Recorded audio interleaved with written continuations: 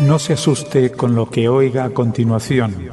Es el eco del pasado cuando empezaron las emisiones de Radio Sefarad a finales de enero del 2004 y cuyos informativos semanales hemos reunido para revivir lo que entonces pasaba desde la perspectiva de nuestro tiempo.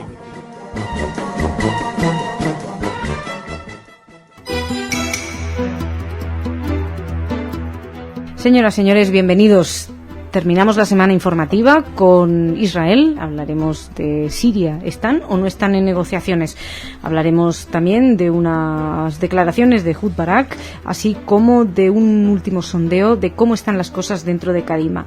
Después nos acercaremos a una noticia curiosa respecto a familiares de Barack Obama. ¿Sabían que parece ser que tiene judíos en la familia? Y terminaremos con un artículo de La Voz de Asturias que denuncia el hecho de la banalización del nazismo.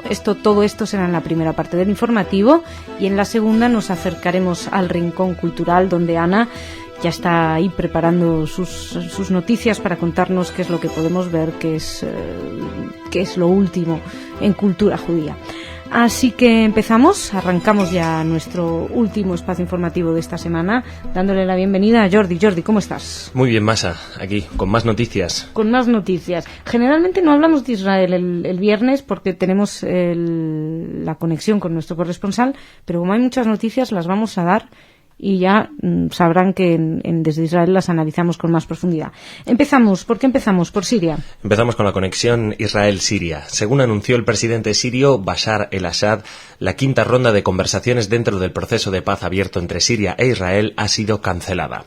El motivo señalado por el líder sirio ha sido la renuncia del jefe de la delegación israelí. Según el Assad, esta ronda estaba concebida como crucial para el desarrollo de las negociaciones. Bueno, lo que es importante es que esto no significa el suspenso de las conversaciones bajo mediación turca, o por lo menos así lo dijo el líder sirio.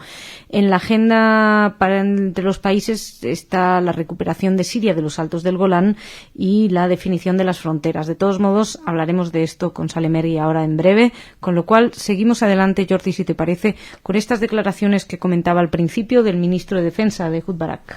El ministro de Defensa israelí y ex primer ministro Ehud Barak ha asegurado que parte de Jerusalén podría convertirse en la capital del futuro Estado palestino en un acuerdo de paz. Según el político, la posición básica de su país es que Jerusalén es la capital de Israel, aunque ha reconocido que se podría encontrar una fórmula bajo la cual varios barrios con gran población árabe podrían convertirse, como parte de un acuerdo de paz, en parte de la capital palestina, que también incluiría a las aldeas vecinas a Jerusalén. Respecto a la cuestión de los refugiados palestinos que huyeron de la región tras la creación del Estado de Israel en 1948, Barak afirmó que no puede imaginar a ningún primer ministro israelí de derechas, de izquierdas, pasado o futuro que vaya a aceptar que siquiera un solo refugiado palestino regrese a Israel en base al derecho al retorno. De hecho, fue tajante Ehud Barak y dijo que es su postura de toda la vida y que además ha sido la de todos los primeros ministros de la historia de Israel. También negó que su país esté ampliando asentamientos en Cisjordania, pero reivindicó el derecho a construir en Jerusalén Oriental y en otros asentamientos. La verdad es que llama la atención porque son declaraciones muy claras, muy claritas, negro sobre blanco, que siempre se agradece cuando los políticos suelen tener esa costumbre de decir algo a través de matizaciones y uno tiene que leer entre líneas para entender exactamente a qué se refieren. Aquí parece que el mensaje de que es una capital compartida está bastante claro. Intentaremos hablar de esto también con Salemeri, así que seguimos, Jordi, seguimos un sondeo, que echábamos ya de menos los sondeos en Israel. Sí, una nueva encuesta para ver la sucesión de Ehud Olmert al frente del partido Kadima y también al frente del gobierno de Israel. Según una encuesta difundida ayer por los medios israelíes, la ministra de Asuntos Exteriores, Tzipi Livni, es favorita para sustituir al actual primer ministro Ehud Olmert al frente de su partido en las primarias del próximo día 17.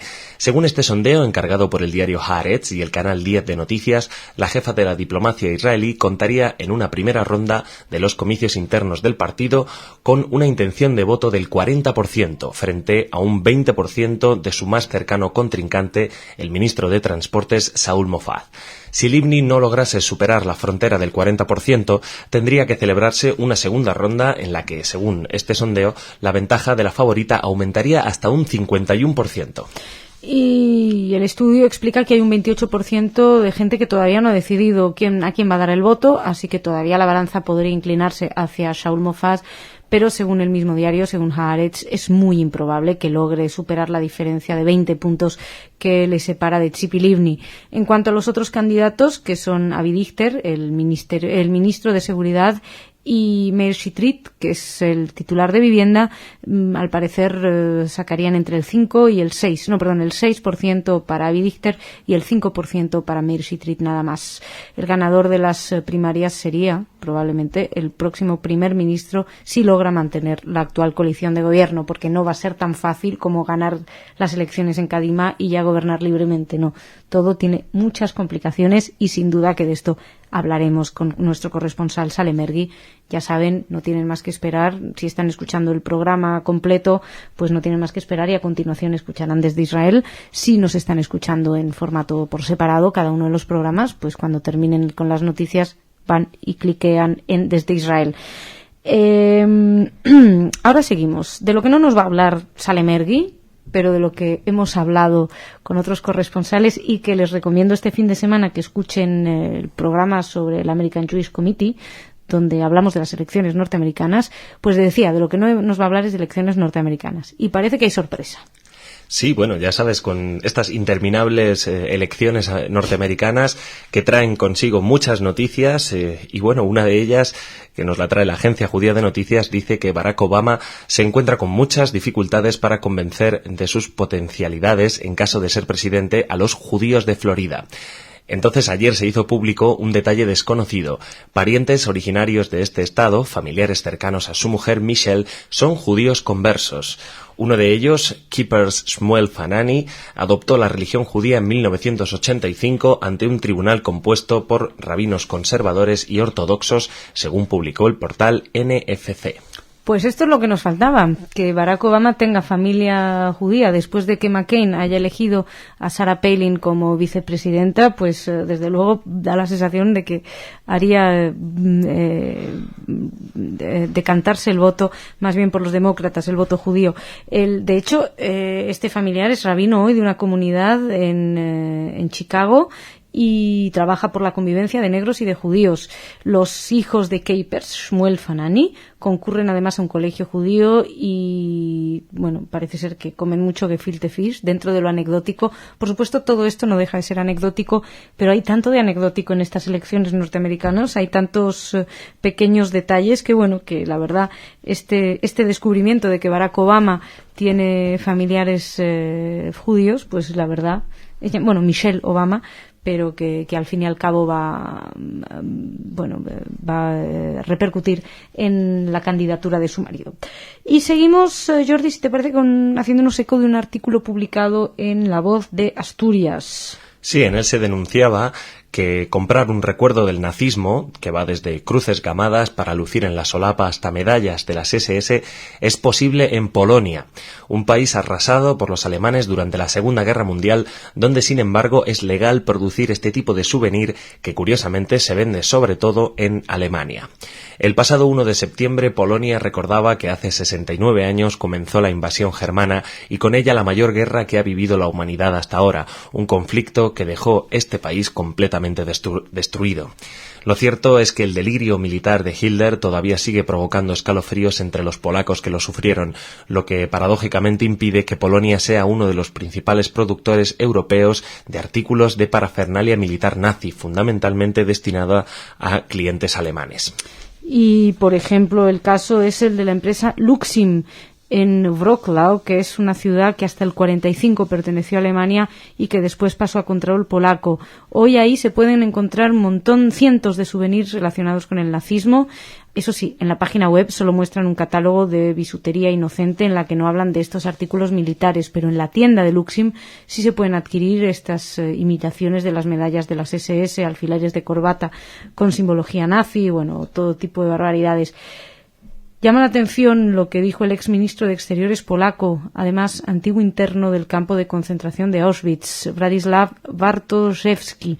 Bueno, pues dijo que todavía hoy, se sufre la lacra de cruzarse con gente que aún lleva a Hitler tatuado en el cuerpo, pero también hay otros que son capaces de vender cualquier cosa para obtener dinero y esto es intolerable. Este hombre es actualmente asesor del gobierno liberal de Tusk en cuestiones de política internacional y dijo que no dudó en mostrar públicamente su rechazo a este tipo de negocios después de que fuera el diario Polska quien aireara recientemente este próspero comercio de souvenirs nazis. De hecho, se ha levantado una gran polémica respecto a este artículo publicado en Polska, tal y como La Voz de Asturias se hace eco, y dice que muchos polacos, entre ellos Bartoszewski, se plantean la necesidad de cambiar la legislación de Polonia, donde está prohibida la apología del nazismo, pero no la producción y venta de los artículos, algo que sí que está completamente prohibido en Alemania. Por eso se tienen que ir a comprar sus souvenirs al país vecino. Vamos a ver. La verdad es que tienen motivos para pedir este cambio de legislación. Si efectivamente, pues una persona, un superviviente de un campo, puede pasear y encontrarse con un imbécil con una esvástica así comprada. En fin. Jordi, muchísimas gracias. Gracias a ti, Masha. Seguimos la semana que viene. Seguimos la semana que viene. Shabbat Shalom, buen fin de semana Shalom. y que descanses. Nosotros nos vamos ahora a hablar con Ana de Cultura.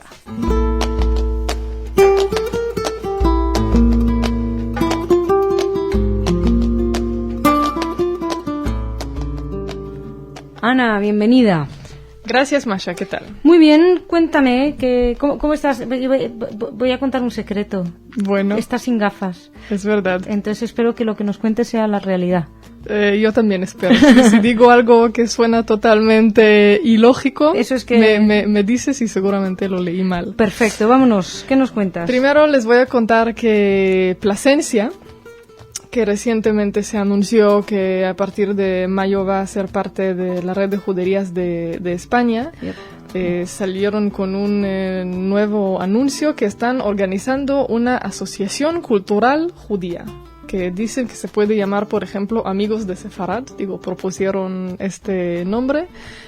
Plasencia está ahora en plena recuperación de su patrimonio histórico relacionado con la judería. Ahora, por ejemplo, se está restaurando el cementerio judío. Y bueno, acaban de avisar de la creación de esta asociación. Se ve que tienen muchas ganas de hacer cosas. Se lo han tomado muy en serio, ¿eh? Sí, muy en serio. Pues me parece muy bien. Sí. ¿Qué más? Después nos vamos a Bayreuth, a la ciudad Eso de está más de lejos. Wagner. Sí, nos vamos a Bavaria.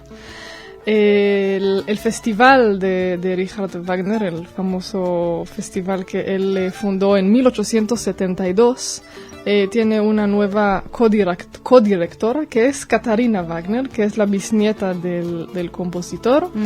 Y ahora que tomó este puesto, avisó que ella se compromete y promete investigar la relación de su familia con el nazismo. Dice que va a buscar en todos los rincones de la ciudad si hay documentación, por ejemplo, cartas escritas a o para Hitler, que se sabe que estuvo visitando ahí a Wagner muchas veces desde principios de los años 90. Entonces, bueno, se ve que la nueva codirectora, que lo va a hacer con otra que también es descendiente de Wagner. Sí. Dan ganas de decir por fin, ¿no? Sí. Porque sí. de los Wagner no había habido ni un mínimo. Sí, es la primera vez que yo veo una noticia ni un de mínimo gesto, ni una mínima. Sí, es verdad. Bueno, espera, todavía es que busque las cartas para Vamos a ver qué encuentra. Primero, si encuentra algo, Sí, o si quiere encontrarlo, exacto. y si lo quiere encontrar, ¿qué hace con ello, no? Pero bueno, Exacto.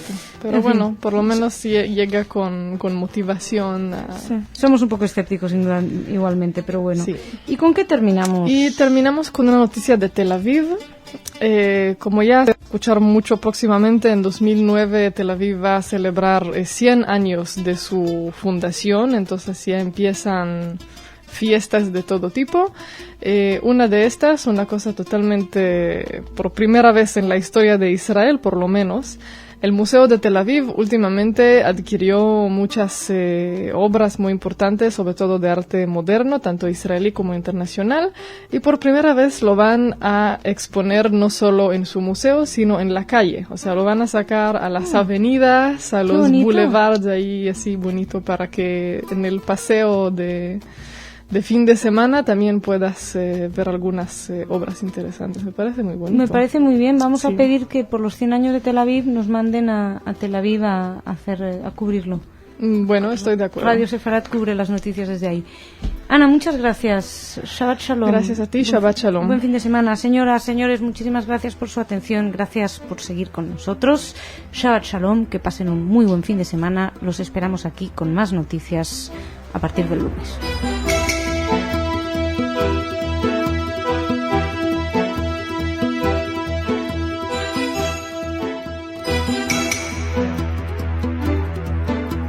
Señoras, señores, bienvenidos a nuestro espacio informativo. Les hablamos de Ehud Olmert, que está atravesando, desde luego, uno de los momentos más difíciles, probablemente, de toda su vida. También les vamos a hablar de la situación con los palestinos, las negociaciones de paz, declaraciones de Olmert, y también de antisemitismo en Francia, antisemitismo, podríamos decir, en Israel. Bueno, esto es una noticia también a tomar con pinzas, que posteriormente les comentaremos, y de arqueología, que ya saben que nos gusta terminar siempre con alguna noticia un poquito más amable. Todo esto tendrá lugar en la primera parte del informativo. En la segunda parte, Ana vendrá con noticias culturales para amenizarnos este final de programa. Y si les parece, empezamos dándole la bienvenida a Jordi. Jordi. Hola, Masa, ¿qué tal? Muy bien, encantada de recuperarte aquí en esta semana. Y aunque me temo que las noticias que traes no suelen ser las más gratas, pero bueno, empezamos hablando de Ehud Olmert. Sí, continuamos con el culebrón personal de este político y sus problemas con la justicia en Israel. Ha sido la policía que ha presentado una recomendación unánime al asesor jurídico del Estado, Menahem Mazouz, instándolo a acusar al primer ministro Ehud Olmert en 2 casos de corrupción. Los casos en cuestión son el asunto Rishon Tours por doble facturación de gastos de viajes, donde acusan a Olmert de haber financiado viajes al extranjero para sí y su familia con el dinero obtenido fraudulentamente de organizaciones públicas, y el caso Talansky, en el que Olmert es sospechoso de haber recibido ilegalmente dinero del empresario norteamericano Morris Talansky en el transcurso de 15 años. Los investigadores esperan llegar a una decisión en relación con un tercer caso sobre el centro de inversiones en un futuro próximo. Además, también un asesor de Olmert se ha visto implicado en todas las denuncias. Según los defensores del primer ministro, la recomendación policial no tiene ningún impacto, ya que el asesor jurídico tomará la decisión final. Hay que esperar la decisión y, en principio, la decisión sobre si se acusa a Olmert o no se tomará aproximadamente en 2 semanas, en cuyo caso la acusación se formulará antes de que finalice el mes, después de una audiencia. Hay que decir que para entonces, para dentro de 2 semanas, el primer ministro ya no será primer ministro en principio, porque habrá habido elecciones internas en Kadima y alguien habrá tomado las riendas del país.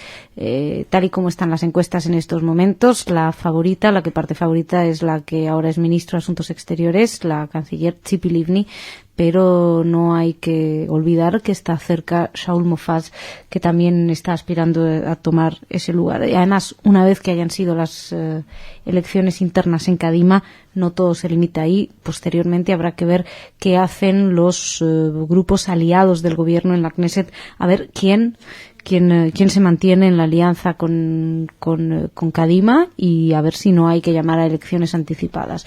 Con lo cual, dentro de toda la incógnita política está además esta incógnita judicial para el primer ministro Olmert. Un primer ministro que hizo unas declaraciones que a mí me sorprende que no hayan tenido más eco, pero bueno, cuéntanoslas, Jordi.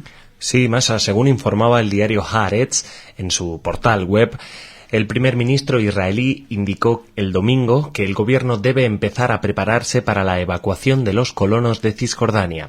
Olmert habría realizado estos comentarios en el encuentro semanal del gabinete antes de que se discutiera una propuesta de compensación por la evacuación para aquellos colonos establecidos en dicha zona.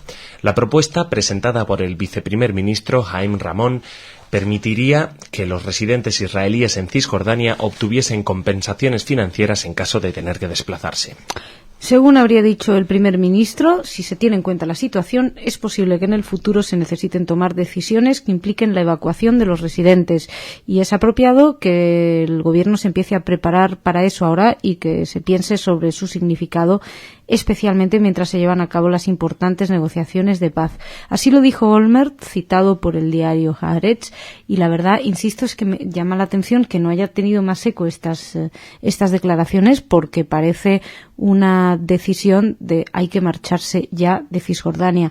Lo cierto es que hay que empezar a planificarlo ya, según Olmert, porque lo que quieren es evitar a toda costa, imagino, que se repitan imágenes como cuando tuvo lugar la desconexión de Gaza en el 2005, que si recuerdan pues fue una verdadera batalla campal. Los soldados tuvieron que ir a luchar contra los colonos en Gaza para evacuarlos de la zona, y la intención que tiene el primer ministro es que sea una evacuación mucho más pacífica, lo que por otra parte también parece bastante más difícil de creer teniendo en cuenta las implicaciones que tiene también Cisjordania. Lo cierto es que, bueno, a mí personalmente me han llamado la atención estas declaraciones porque parece, insisto, una declaración de intenciones bastante clara, y esto y lo que dijo el ministro de Defensa la semana pasada sobre que hay que repartir Jerusalén, pues da la sensación de que se están tomando medidas también de cara afuera, que se están haciendo declaraciones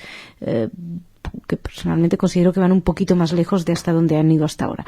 Bueno, si te parece, Jordi, dejamos esta parte del planeta y nos vamos a hablar de antisemitismo una vez más en Francia.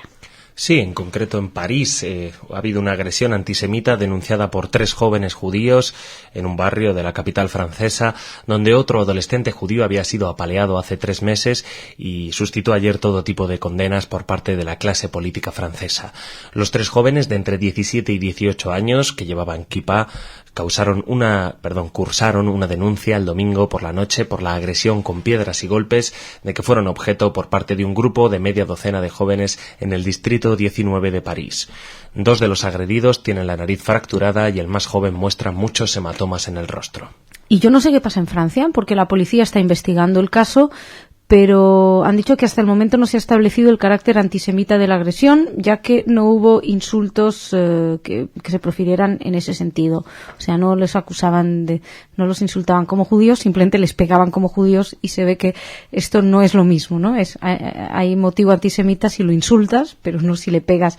La verdad es que es curioso cómo en Francia les cuesta muchísimo aceptar casos de agresiones antisemitas, que son directamente antisemitas. O sea, un muchacho con kipá es apaleado 3 meses antes, luego apalean a otros chicos con kipá ahora, y no termina la policía de encontrarle una motivación antisemita a los hechos.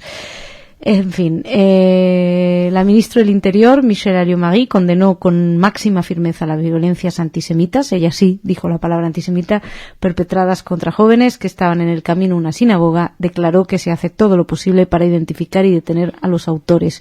En general, todos los partidos condenaron el incidente y pidieron que los responsables sean castigados. Así que, bueno, por lo menos sí hubo unanimidad en decir que no está bien pegar. Seguimos, si les parece, una noticia delicada. La verdad es que bastante delicada la que nos traes, Jordi. Sí, la Conferencia de Reclamaciones, la organización estadounidense que trabaja para recaudar y distribuir bienes judíos saqueados por los nazis durante la Segunda Guerra Mundial, presentó una demanda por difamación contra los creadores del documental titulado La moral de la restitución, la lucha continúa, documental de Orly, Vilnai Federbas y Guy Meroz. En la demanda, presentada ante el Tribunal del Distrito de Jerusalén, la Conferencia de Reclamaciones exige un acto público de arrepentimiento de los directores de cine y $1,5 millones en compensación que la organización transferirá a sobrevivientes de la Shoah. Los representantes de dicha conferencia de reclamaciones aseguran en su reclamación que la película es falsa y manipuladora y la acusaron de ser además una maligna, retorcida y despreciable difamación inventada para promover sus propios intereses a través de una inaudita y calumniosa campaña. Al parecer, siempre según los demandantes, el daño potencial causado a los supervivientes de la Shoah como resultado de ese charlatanismo es considerable.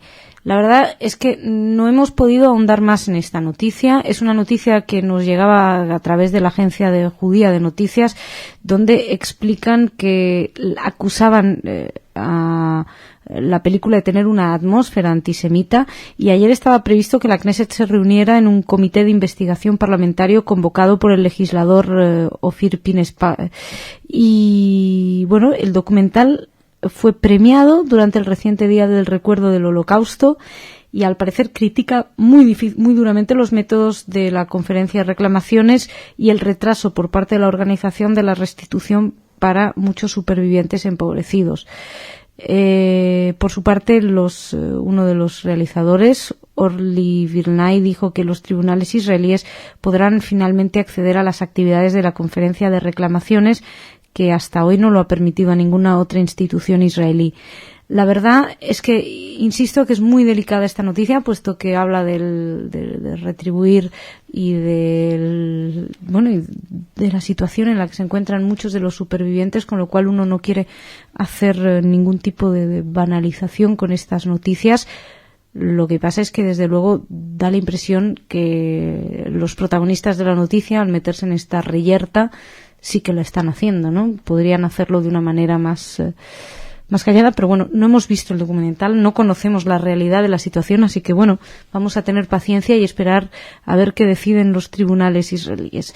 Y vamos terminando esta primera parte del informativo con una noticia que nos gusta, de las de arqueología, Jordi. Exactamente, Masa, una noticia de arqueología, una gran noticia, un gran descubrimiento. Han sido arqueólogos rusos que han asegurado el miércoles de la semana pasada haber descubierto las ruinas de la capital del reino Hazar, en el sur del país, cuyos habitantes se convirtieron al judaísmo entre los siglos VIII y X. El organizador de la expedición, Dmitry Vasiliev, habló con la agencia France Press y les aseguró que se trata de un descubrimiento muy importante. Según el experto, ahora podremos arrojar una luz sobre una de las historias más intrigantes de aquella época: cómo vivían realmente los házaros. Pues se sabe, la verdad, bastante poco sobre los házaros. Ya saben que hay 20.000 teorías distintas acerca de dónde vienen. Incluso algún arriesgado historiador se ha atrevido a decir que todos los judíos ashkenaz son de origen házaro, lo que parece un poquito arriesgado. Sí que se sabe que tuvieron una época de gran esplendor, con un reino que fue una verdadera potencia y que efectivamente fue la época en la que hubo conversiones al judaísmo. Eran una tribu turcomana, seminómada, que se convirtió al judaísmo, y en su momento de mayor apogeo, llegaron a controlar un territorio que abarca el actual sur de Rusia, el oeste de Kazajistán, Ucrania, Azerbaiyán y grandes partes del Cáucaso. Finalmente fue tomado y devastado por los rusos. Cuando estaban los rusos ampliándose, pues llegaron ahí y terminaron con los házaros. En las crónicas árabes, la capital se llama Itil y destacan que es una ciudad multiétnica con templos, jueces cristianos, judíos, musulmanes, paganos.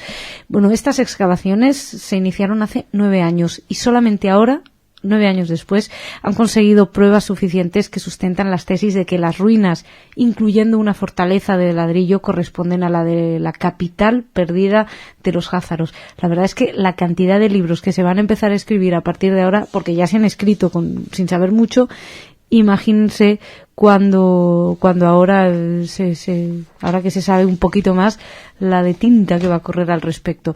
Desde luego que nosotros estaremos súper interesados. Les recomiendo un artículo en Revistas en la Red que analizamos junto a Jorge. La verdad, lamentablemente no recuerdo el título del programa, pero si ustedes van y buscan en archivo Revistas en la Red y buscan algo de los házaros, saldrá, y ahí hablamos bastante del imperio. Y Jordi, pues muchas gracias. Bueno, nada más, le cedo el relevo a Ana. Por favor, vamos con las noticias culturales. A ver qué nos cuenta. Muchas gracias.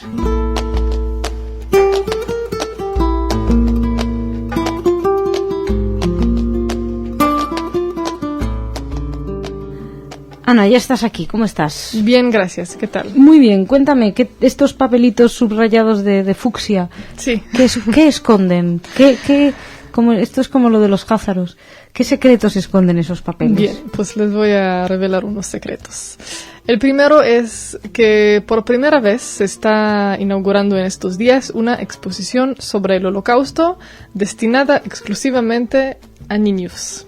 Eso sucede en el Centro del Holocausto de Lexton, en Inglaterra. Es un centro que existe desde el 95 con una exposición permanente, y esta exposición que abrieron ahora narra principalmente la historia de Leo Stein, un niño judío que se fue desde Alemania escapando de los nazis y llegó a Inglaterra. Se llama El viaje, la exposición, y la idea es, a través de historias de supervivientes, pero que eran niños durante el Holocausto, transmitir estas historias a los niños de Inglaterra. Uh-huh. Así que... Qué difícil, ¿no? Esto... Sí, es una misión dura que ahora últimamente vemos muchos lugares que están buscando nuevas maneras para llegar a los jóvenes sobre este tema, así que... En fin. ¿Y qué otra cosa tenemos? Después les quería contar que se acaban de salir a la luz una serie de fotografías que estaban así bien guardadas en una casa en La Paz, en Bolivia. Se trata de fotografías inéditas del rodaje de Olimpia, la película que hizo Leni Riefenstahl sobre los Juegos Olímpicos de Berlín del 36. Hannes Ertel era fotógrafo, camarógrafo y también amante de Riefenstahl, y por primera vez se pueden ver unas fotografías que guardó ahí una de sus hijas en Bolivia, con fotografías del rodaje de esta película de Riefenstahl. Bueno, obviamente Hannes Ertel, después de la guerra, no pudo quedarse en Alemania y se fue huyendo, como muchos otros con pasado nazi, a América Latina. O sea, paraísos en América. Y ahora se encuentran estas fotografías. ¿Y qué más? ¿Con qué terminamos? Y por último, un homenaje a Peter Bloch, que falleció hace pocos días en Manhattan. Bloch nació en Frankfurt, en Alemania, en el 21. Fue un gran intelectual, crítico de arte y de literatura que se especializó en España, en literatura española, historia española. Fue un hispanista de todo corazón. Vivió en Nueva York. Él sobrevivió el Holocausto en Alemania y después se fue a Estados Unidos. Uh-huh. Y eso queríamos recordarlo. Fue un hombre muy importante, desde luego, en el mundo de la literatura y de las letras. Bueno, pues efectivamente creo que murió hace un mes, una cosa así. Aquí queda el recuerdo, ¿no? Muchísimas gracias, Ana. Nos encontramos mañana. Señoras, señores, muchísimas gracias por su atención. Sigan aquí con nosotros, que nosotros seguimos aquí con ustedes. Hasta mañana.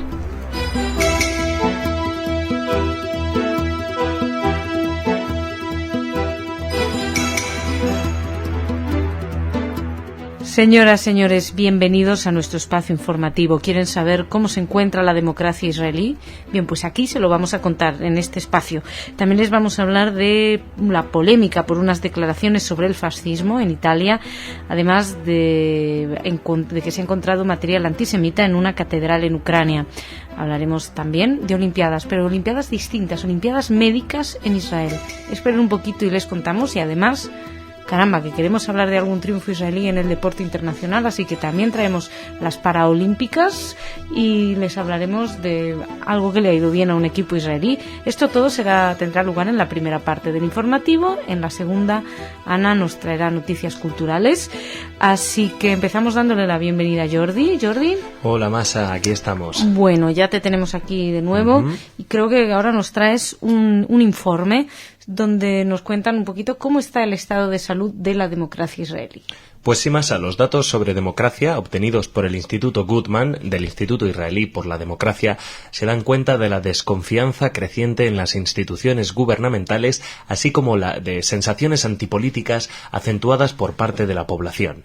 Asimismo, se convive con una exigencia hacia el Estado para que mejore su funcionamiento y vuelva a ocupar un lugar central en la vida política, social y económica. Si bien el público israelí continúa mostrando interés en la política y tiene sentimiento de pertenencia hacia el Estado, su grado de confianza hacia quienes deciden es ahora menor. Bueno, parece lógico también en un momento concreto en el que el primer ministro va a ser juzgado por corrupción.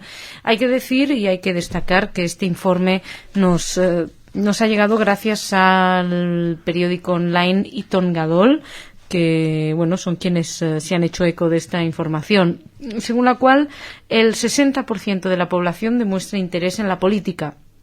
Es cierto que es bastante poco, sin embargo, entra también un poco dentro de los cánones del resto de los países europeos, donde no siempre toda la población está movilizada. La cifra representa un descenso, eso sí, del 15% respecto al año anterior. El año anterior el 75% estaba interesado en la política. El 57% considera que los servicios ofrecidos por las organizaciones no gubernamentales es superior en calidad a los estatales, aunque en general la gente le gustaría que fuera a la inversa. Es decir, tenemos un Estado con el que no estamos contentos, pero nos gustaría que el Estado funcionara bien. No es que queremos darle una patada al Estado y cambiarlo por otras cosas, otro tipo de instituciones, sino simplemente hay realmente una amargura por el hecho de que las cosas no funcionen todo lo bien que querrían. Por primera vez en muchos años los encuestados dijeron que, no estimaron la Corte Suprema de Justicia como la institución que preserva la democracia israelí, sino que en esta ocasión son los medios de comunicación para ellos quienes preservan la democracia israelí. La diferencia es poco, ¿no? Los 36% dicen que son los medios de comunicación y el 35% hablan de la Corte Suprema de Justicia. También aparece la Knesset, que antes con un 16% en el tercer lugar, y en el cuarto el primer ministro. En cuanto a la confianza en las instituciones, hay una caída del 12%. En relación, en interés en la política, el 43% de los encuestados afirman que mantienen diálogos sobre temas políticos con sus amigos y con los familiares. Más de la mitad considera que la corrupción es la condición indispensable para llegar a la élite política en Israel. Esto es una barbaridad. Desde luego que para considerar que uno tiene que llegar a primer ministro o altos puestos haya que ser corrupto. Con relación al mundo, se registra una diferencia en calificaciones que Israel recibe de institutos internacionales de investigación. No hay diferencia. El lugar 36 que ocupa entre las naciones que participan en la muestra, Israel habría empeorado. La sociedad civil, el 57%, piensa que los servicios de organización ciudadana ofrecen servicios mejores a los del Estado, como les contaba. En fin, una encuesta que pueden encontrar con mucho más profundidad y más detalle, como les decía, en el diario Iton Gadol, y que se hace eco de esta noticia que viene de una agencia que es de la fuente Cidipal. Y seguimos. Entramos ahora a hablar de una vez más de valoraciones del pasado. Jordi, viene esta noticia de Italia. Sí, en este caso es el alcalde de Roma, el derechista Gianni Alemanno, que ha hecho unas declaraciones que han levantado un poco de polémica en su visita a Israel. En estas declaraciones ha dicho que el fascismo no es el mal absoluto, aunque sí las leyes raciales que aprobó. Alemanno, que se encuentra en Israel, afirmó que él no piensa que el fascismo fuera el mal absoluto, como lo definió. Sin embargo, el líder de su partido, Gianfranco Fini, actual presidente de la Cámara de Diputados, lo dijo en el año 2003 cuando visitó el Museo de la Shoah en Jerusalén. Alemanno, que comenzó su carrera política en el movimiento social italiano, el que fuera heredero del prohibido partido fascista, añadió que las leyes raciales fueron una concesión al nazismo y al racismo biológico y no estaban en las líneas iniciales del fascismo.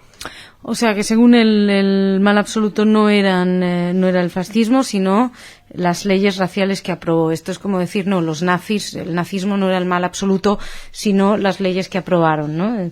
El estalinismo no era el mal absoluto, sino el hecho de que mataran gente y de que aplicaran leyes asesinas. Es una manera extraña de revisar la historia, desde luego. Dijo que para él el fascismo fue un fenómeno más complejo, que muchas personas se adhirieron con buena fe, que no se siente capacitado para etiquetarlas con esa definición, y insistió en que el mal absoluto fueron las leyes raciales aprobadas por el fascismo y que determinaron el fin político y cultural. Pues eso, ¿qué más se puede añadir ante este tipo de comentarios que han indignado y han hecho que los italianos le exijan que pida perdón? Entre ellos Piero Terracina, que es un superviviente del campo de exterminio de Auschwitz, que dijo que las leyes raciales existieron porque existió el racismo. O sea, no es que llegaran las leyes, el fascismo, no es que llegaran las leyes por un lado y el fascismo por otro, y tal y como dijo Terracina, el fascismo sigue siendo una enfermedad contagiosa y un peligro si no se lo detiene y se está volviendo imparable. Así que, como ven, polémica servida por comentarios frívolos acerca del pasado por parte de gente que debería tener un poquito más cuidado por saber dónde están y por poder, por ocupar el cargo que ocupan, pero ya nos habíamos hecho eco de que el personaje que venía a continuación era un personaje complicado. En fin, seguimos, Jordi, nos vamos ahora a hablar, seguimos con cuestiones terribles, en este caso antisemitismo en una iglesia. Sí, como decías antes, al comienzo en los titulares, se han hallado materiales antisemitas dentro y en los alrededores de la catedral ruso-ortodoxa en la ciudad de Kamenets-Podolsky, ubicada al sudoeste de Ucrania. Según informó el diario israelí Arutz Sheva, se trata de pósters que llamaban al boicot de productos kosher que colgaban en las paredes de la catedral ruso-ortodoxa Alexander Nevsky, afiliada al patriarca de Moscú. Bueno, como decíamos, son pósters que llaman al boicot de productos kosher. Y dentro de la catedral había un artículo de un periódico que sostenía que los judíos son responsables de la creación de Ucrania como un medio para debilitar al imperio ruso. El póster también sostiene que la Revolución Rusa del 17 y la Revolución Naranja del 2004 fueron ambas conspiraciones judías. En fin, nada nuevo bajo el sol, ¿no? Lo de siempre, responsables absolutamente todos los males. Del Katrina no los acusaban, pero porque no atacó a Ucrania, no cayó en Ucrania, pero en fin. Barbaridades, las de siempre, que esperamos que no se limiten en Ucrania a descubrir que hay material antisemita, porque no es ninguna sorpresa. Sospechar que el antisemitismo virulento ucraniano de toda la historia habría desaparecido así en un abrir y cerrar de ojos, pues era demasiado ingenuo, así que con pruebas tan fehacientes como estas solo falta que la policía actúe. Y si te parece, Jordi, nos vamos ahora a hablar de Olimpiadas, pero Olimpiadas médicas primero. Sí, también son conocidas como Olimpiadas Salvavidas de Magen David Adom, una competición que está previsto que dure 4 días en el kibutz Ein Gedi y Dimona, y que se espera que atraiga a 180 médicos y paramédicos de Israel y de 12 países más.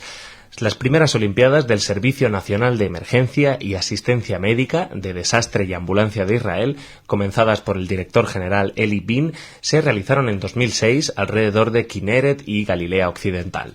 Este año la competición llevará más equipos que médicos, unos 40, de una mayor cantidad de países. Bueno, pues ya saben, les decíamos, hablamos de un tipo de Olimpiadas, pues estas en concretos.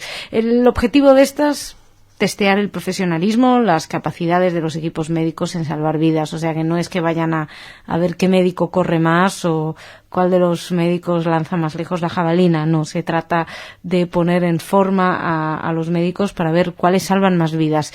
Es el tercer año, como nos comentaba Jordi, y van a participar médicos, paramédicos de las fuerzas del Ejército de Israel, servicios de emergencia internacionales de Turquía, Canadá, Irlanda, Inglaterra, Holanda, Noruega, Estados Unidos, Alemania, República Checa, Francia, Jordania y Polonia.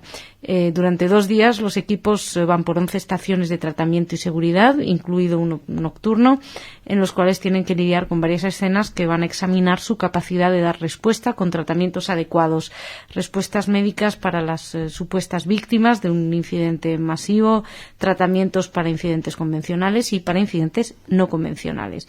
Además, tendrán que atender pacientes y víctimas con problemas en campos desde la traumatología a la cardiología, la pediatría, emergencias respiratorias, y va a haber una serie de jueces, y estos jueces serán quienes evalúen y quienes estimen las capacidades y las pericias profesionales de los competidores en todas las categorías. Además, habrá un número de estaciones más difíciles en la que los participantes van a tener que mostrar su determinación, capacidad física y habilidad para trabajar en condiciones especialmente difíciles. La verdad es que es una buena manera de ponerse en forma y de ver, de valorar las capacidades de estos equipos médicos que, esto organizado por el Maguen David, y que nos parece una pena que no se haga más eco de este tipo de información. Y como estábamos deportistas, no hemos podido traer muchas medallas israelíes en las Olimpiadas, ¿para qué lo vamos a negar? Si trajimos la del surfista, pero tampoco es que traigamos ahora una medalla, pero vamos trayendo buenos resultados, ¿no?, de las Paralímpicas, Jordi. Sí, volvemos a China para hablar de las Paralimpiadas y para decir que el baloncesto masculino en silla de ruedas, el equipo chino, que es el anfitrión, no pudo con las habilidades del equipo israelí. Los anfitriones se desempeñaron muy bien en el primer cuarto, pero los israelíes extendieron su ventaja a 2 puntos antes del descanso. Ya para el último cuarto, China llevaba una desventaja de 31 puntos.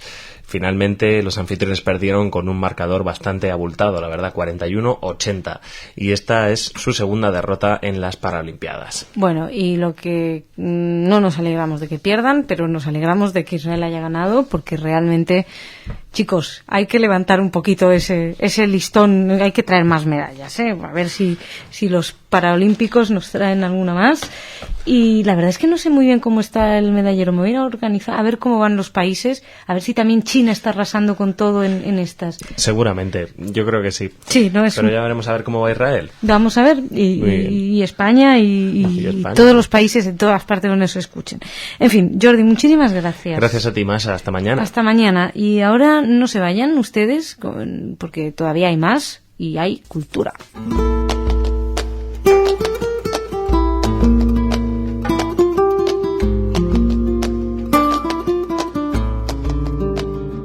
Ana, bienvenida. Gracias, ¿qué tal? Muy bien, esperando ansiosa, ¿qué me vas a contar?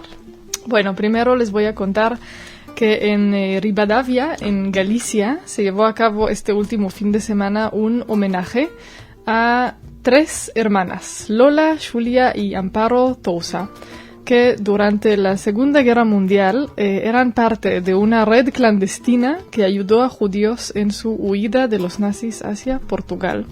Entonces se le hizo este homenaje este fin de semana con algunos de sus nietos y mucha gente, y también estuvo presente la secretaria general de la Red de Juderías de España, Asunción Osta. Uh-huh.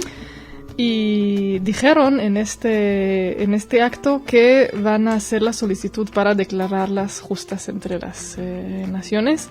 Ya se mencionó que en Jerusalén ya hay unos árboles con su nombre que también está plantando el Centro Pérez por la Paz que fundó el presidente Shimon Peres. Uh-huh. Y pues ahora van a intentar que en Yad Vashem también se declaren como justas entre las naciones. Y yo les cuento que estamos detrás de una entrevista con este tema. Exacto. Lo que pasa es que no la hemos podido traer todavía por una cuestión de que tenían de la agenda muy ocupada. Pero exacto, muy pronto vamos a poder hablar sobre este tema con más detalle. Espero. Sí, porque estamos ahí detrás, estamos a puntito de conseguirlo. Exactamente. ¿Y qué más cosas, Ana? Bueno, también les quería contar sobre un nuevo libro que salió. Se llama La picadura del avispón. Lo escribió Mark Ryan. Y se trata de la biografía de un espía danés que se llamó Tommy Snoim. Que lo que hizo es que tenía todo un plan para asesinar a Heinrich Himmler en su visita en Copenhague en febrero de 1941, y lo quería hacer con arco y flechas. Llegó a la conclusión que era la mejor manera de hacerlo, porque así no había así ruido de un rifle o algo así, que sería más difícil descubrir de dónde salió, porque lo estaba haciendo desde un departamento de una amiga que vivía ahí, me imagino, en un lugar con buena vista. Es meterla en un lío a la amiga. Exacto. Entonces, pues esa fue la idea, lo de arco y flechas, pero al final, desafortunadamente, Heinrich Himmler canceló su visita a Copenhague, entonces nunca pudo llevar a cabo este plan, pero bueno, ahora se puede leer toda la historia sobre este espía Tony Snoim. ¿Pero es histórico? Sí. Ah, es histórico. Es una biografía, sí. Yo pensaba que era una novela esto. No, verdad. no. Mark Ryan, el autor de este libro, entrevistó largamente a este señor Snoim antes de que se muriera el año pasado. Bueno. Y ahora sale el libro. Bueno, pues vale, pues que cuán equivocada estaba yo. Sí. ¿Y qué más? Y bueno, nos quedamos en el mundo de los libros porque les quiero contar que una familia árabe cristiana de Jerusalén, que se apellidan Houri, acabaron de terminar de financiar la traducción del hebreo al árabe de la novela autobiográfica de Amos Oz, Una historia de amor y oscuridad. Eso es una cosa totalmente sin precedentes. Es una familia que incluso perdieron en 2004 un hijo de 20 años que fue asesinado por un terrorista palestino, que decían, pues obviamente pensaron que era judío el chico y fue disparado. Pero mira, esta familia decidió hacer algo por el acercamiento entre las culturas y va a salir Amos Oz en árabe. Pues además es especialmente interesante que sea este libro porque es un libro que precisamente habla de la fundación del Estado. De la fundación del Estado, exactamente. Así que... Y quien lo tradujo, que es el profesor Jamal Gnaim, él es licenciado en Filología Árabe y Hebrea de la Universidad de Hebrea, y él, de hecho, también vivió en Jerusalén. O sea, él también nació a principios de los años 40 y vivió como niño esta misma historia, pero desde el otro lado. Entonces, pero me parece altamente, me parece una noticia en el fondo muy trascendente. Sí. Realmente trascendente. Pues te agradezco mucho que nos la hayas traído y que es un placer. Que terminemos. Ojalá haya más de estas. Ojalá haya muchas de estas. Que terminemos con esto que sin duda alguna a Amos Oz le hará muy feliz. Seguro. Y Ana, te esperamos mañana con las noticias. Señoras, señores, muchísimas gracias por estar ahí con nosotros. Mañana más.